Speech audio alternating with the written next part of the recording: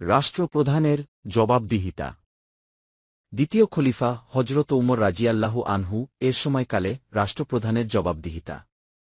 একদা দ্বিতীয় খলিফা উমর রাজিয়াল্লাহু আনহু এর নিকটে কিছু কাপড় আসলে তিনি সেগুলি হকদারগণের মাঝে বণ্টন করে দেন।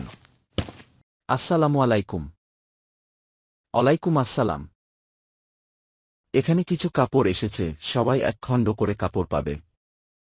কিছুদিন পর কথা বলার সময় হজরত উমর রাজিয়াল্লাহু আনহু 2 খণ্ড কাপড় দিয়ে তৈরি একটি পোশাক পরিধান করে মিম্বরে আরোহণ করলেন। সবাই বসো। বিসমিল্লাহির রহমানির রহিম। কি ব্যাপার, আমাদের কারা এক খণ্ড কাপড় দিয়ে জামা হলো না? হুজুরের কিভাবে হলো? হুজুর কি তাহলে 2 খণ্ড কাপড় নিয়েছেন?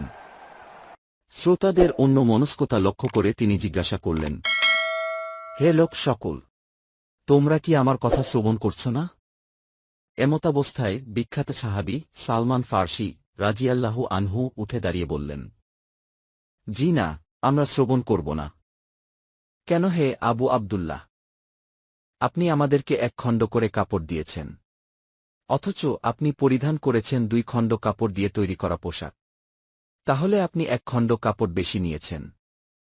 ব্যস্ত হইও না হে আবু আবদুল্লাহ। অতঃপর তিনি তার ছেলে আবদুল্লাহ বিন ওমর রাজিয়াল্লাহু আনহু এর দিকে ইশারা করলেন। আবদুল্লাহ বিন ওমর উঠে দাঁড়ালেন।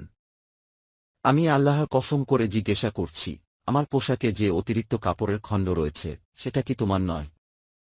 জি আমার। এখন আপনি বক্তব্য শুরু করুন, আমরা শ্রবণ করব। এই গল্প থেকে আমরা কি শিক্ষা পেলাম? রাষ্ট্রপ্রধানগণ জবাবদিহিতার ঊর্ধ্বে নন।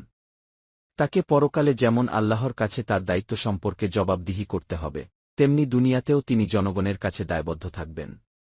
ভিডিওটি ভালো লাগলে লাইক দিন, ইউটিউব চ্যানেল সাবস্ক্রাইব করুন এবং ফেসবুক পেজ ফলো করুন, আর বন্ধুদের সাথে শেয়ার করতে ভুলবেন না কিন্তু।